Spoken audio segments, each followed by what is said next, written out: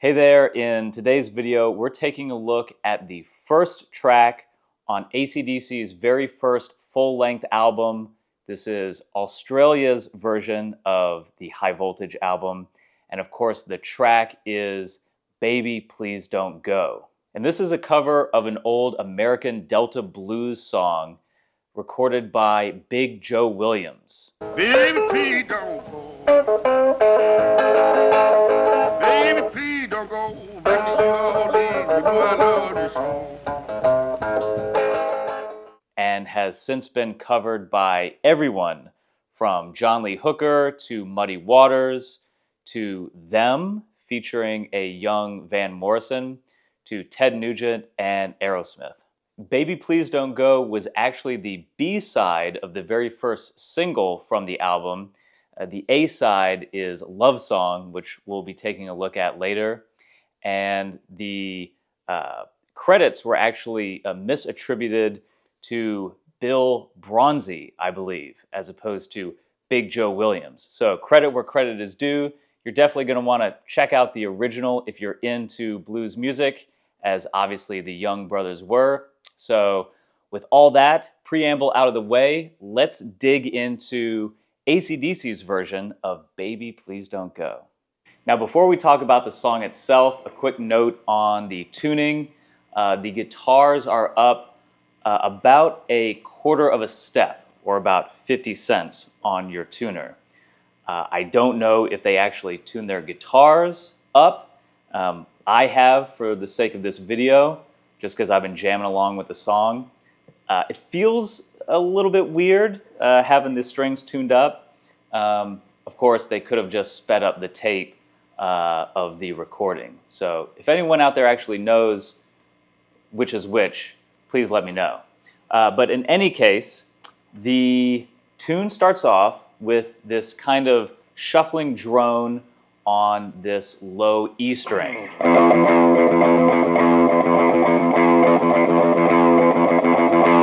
So you're kind of getting that accent on that upbeat.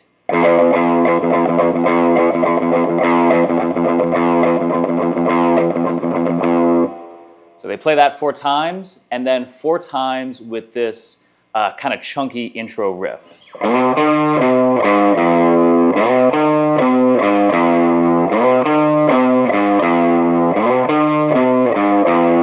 So already we're just outlining some of the basics of the E minor pentatonic. So the riff is obviously the open low E, sliding up to the 5 or the B note on the 7th fret, catching that D note, which is the flat 7, back to the B note, down to the G note,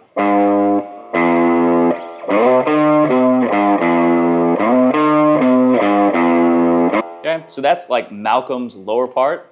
And of course, Angus is doubling the part way up at the 12th position minor pentatonic box position here. So he's going to be grabbing that A note on the G string, bending it up to a B, hitting the D note on the B string, and bending back down, and again landing on that E note to cap off the phrase. A classic countrified double stop oriented lick here.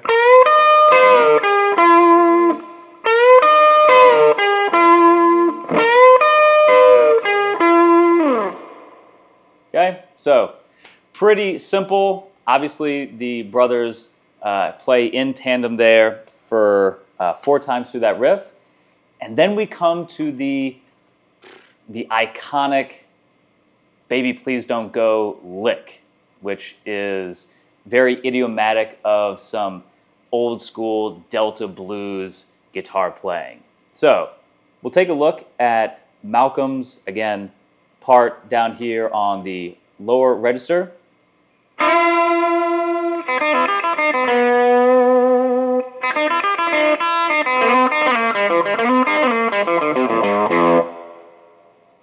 Alrighty, so what's going on there? Well, it's kind of a classic lick there in that E pentatonic position.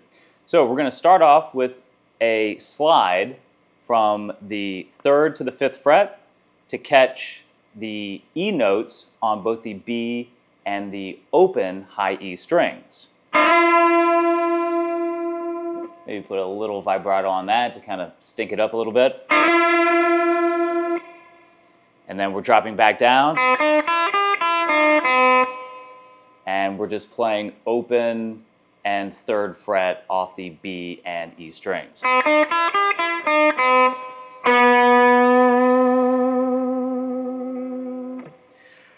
So this note really gives us the blues stank here.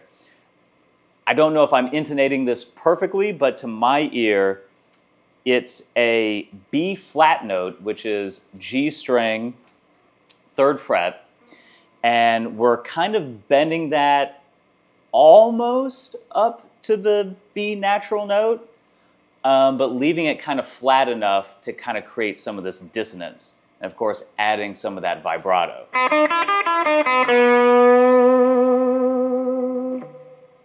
All right, so play around with it. Add your own stank on it.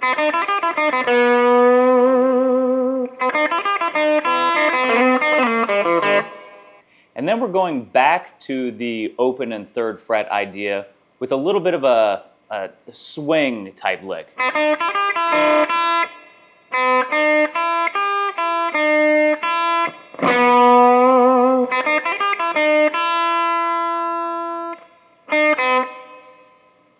3 open on the B string. And then we're cranking into a little bit of a slide part here. So we're going to slide from 2nd to 4th fret on the G string. Very reminiscent of some John Lee Hooker. We're just going to slide up, catch that D note, and slide back out.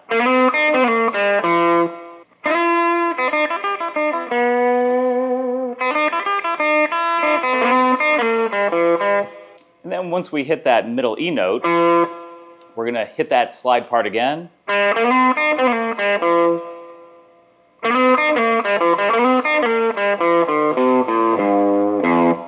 And then really we're just walking down the minor pentatonic scale. 2-0, 2-0, 3-0. Play the lick slow, kind of feel out the rhythmic idiosyncrasies going on here, and it'll really fall under your fingers pretty quick.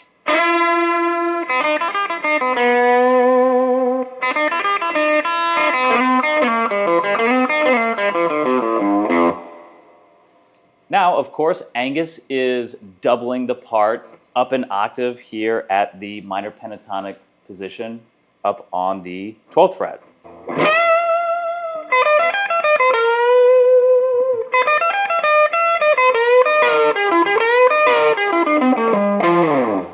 Alrighty, so instead of sliding, the main difference is Angus is bending into these notes. So obviously here from the 15th fret, we're going to bend this D note up to an E.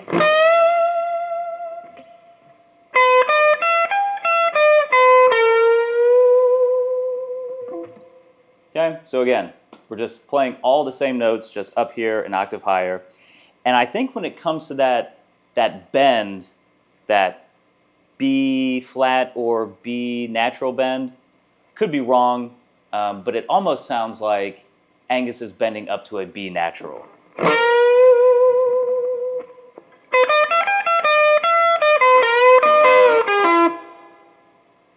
Again, we see the return of that kind of country double stop lick, which Angus is going to play millions of times over the course of these AC/DC songs. And again, that's a bend from A to B, catching that D up top. Of course, releasing the bend and landing on that E note.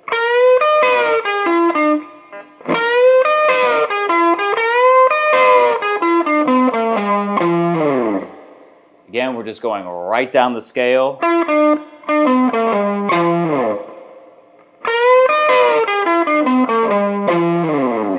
And that's the gist of the intro riffs. Alrighty, so when we get into the verse of the song, honestly, it's just a lot of slip and sliding up and down the low E string. So I'm not particularly confident that this is the exact pattern that Angus and Malcolm are playing, but to my ear and to my groove, this sounds pretty cool.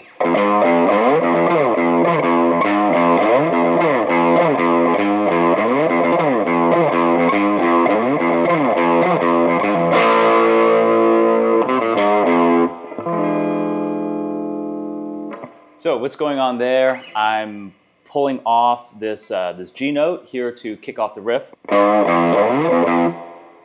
sliding up and then hitting the open E 2 more times. And then I'm sliding down twice from the 12th fret. So nice and slow.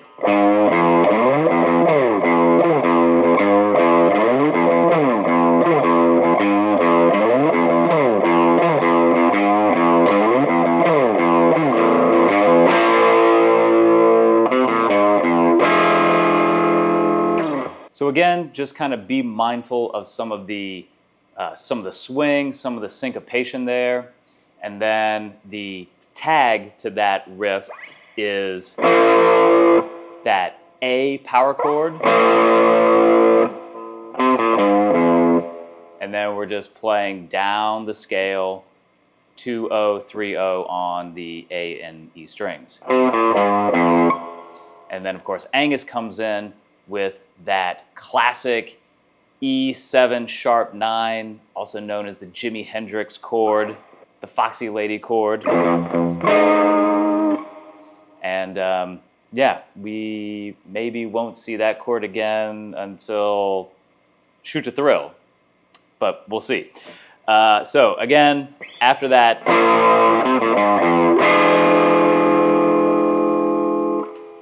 part, Angus just kind of stabs that E7 sharp 9 chord as Malcolm goes into the rest of the verse.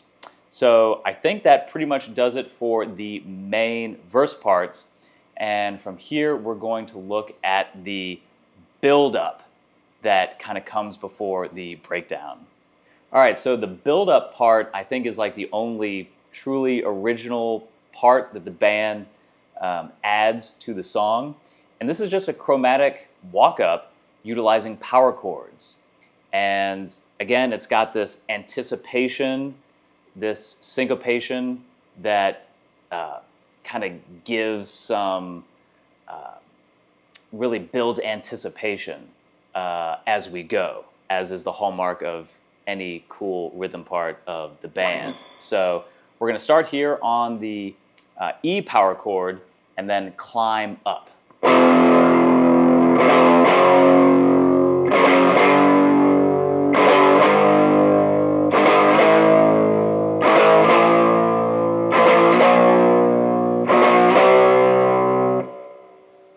So, as you can tell, we're just doing that kind of triplet, da-dun-dun, from E to F, F sharp, all the way up to the B, which is the 5th, up here at the 7th fret. And from there, the quick walk-up goes from the G sharp, chromatically, all the way up to the E flat, and then by the time you land on E on the downbeat on the bar, the band goes back into the intro part. So that just goes. And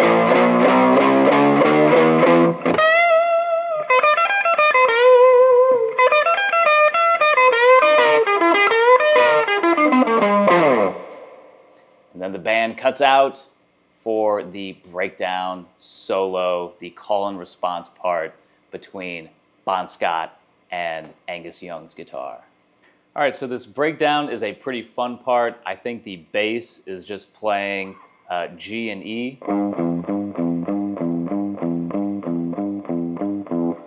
Something like that. And then Malcolm comes in with like an E7 to E octave idea. So you're going to play this with the E note on the A string 7th fret and the octave on the G string on the 9th fret. And his groove here is going to be a little syncopated. You're actually leaving space on the 1, and the only move apart from this octave is a hammer-on that goes from the 7th fret to the 9th fret there on that G string. So you can just bar there at the 7th fret. So again, that kind of gives you that E7 to E octave idea. And it goes like this.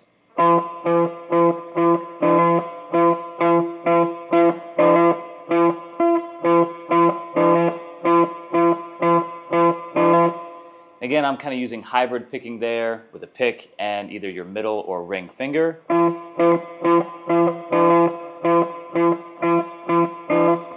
again, the rhythm section is really keeping the drive going.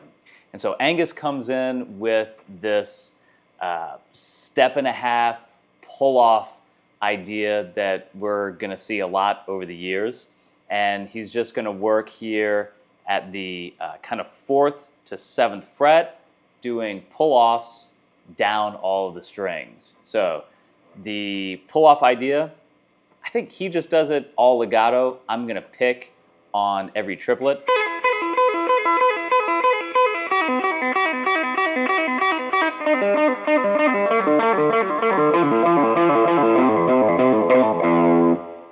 So the idea is that you're playing the high E and B strings 8 times with that pull-off idea, and then just 4 times through the rest of the strings.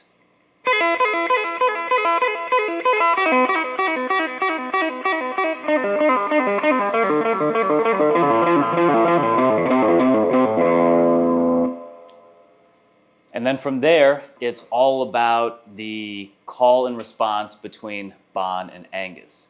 And for the guitar stuff, it's all right out of the minor pentatonic box up here around the 12th fret.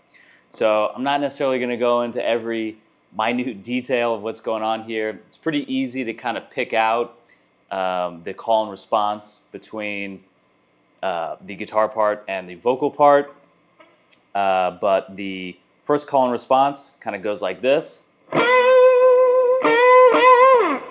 Just bending up to that B note. And then the response. And the next call and response.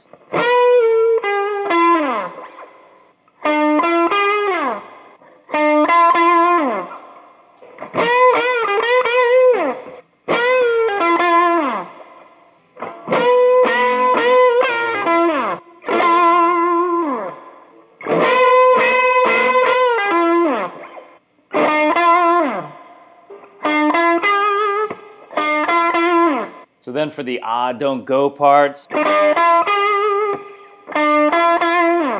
again, just kind of bouncing back and forth between that G note and the E root. And then when Bon comes in with the line of leaving me on my back, Angus plays just a bunch of noise, pick scrapes up and down the neck. And then the next line is something about being on the other side of the track. And this is where probably 2 of the more intricate solo licks kind of come in. And I think this first one kind of goes like this.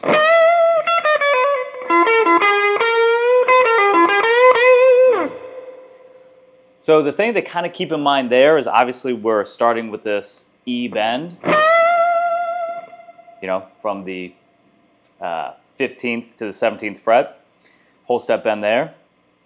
And then we're hinting at this C sharp note, the major 6, and we're kind of trilling off of that between the 14th and the 12th fret. Then we're going to drop down to catch this low E.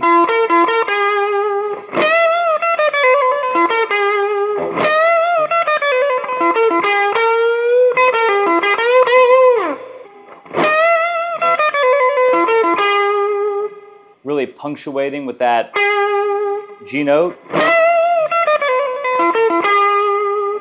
And then again, we're hitting another bend up to the B note. And playing a little something in between before we bend up to it again.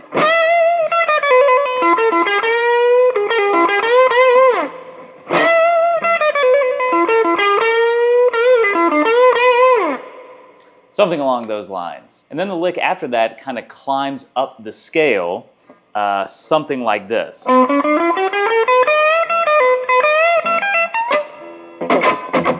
Jesus. And that last response lick basically climbs up the E minor scale. So we're going to start here on the 14th fret A string, 11, 12, 14, 11, 12, 14 on the G string.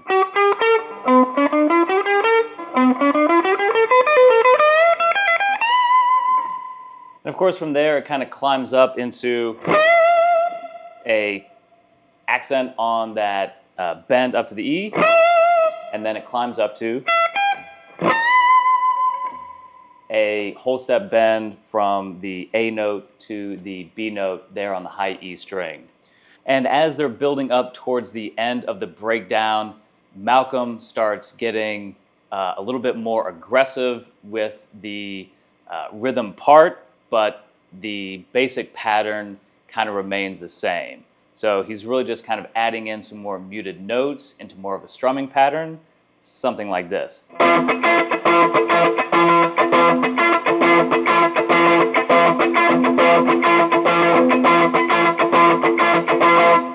So that's the gist of the solo, and of course it ends with the same pull-off idea that it began with.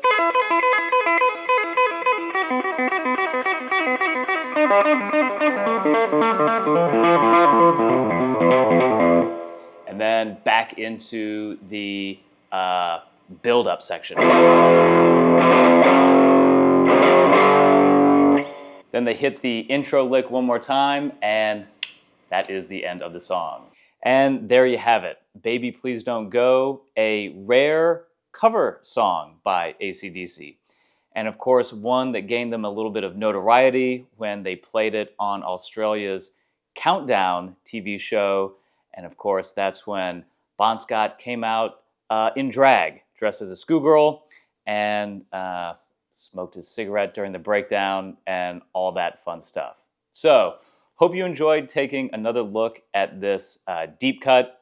And from here, we're going to continue our exploration of the original High Voltage album, the Australian pressing, with track 2, She's Got Balls, on the beat 2 times. Then we go right back into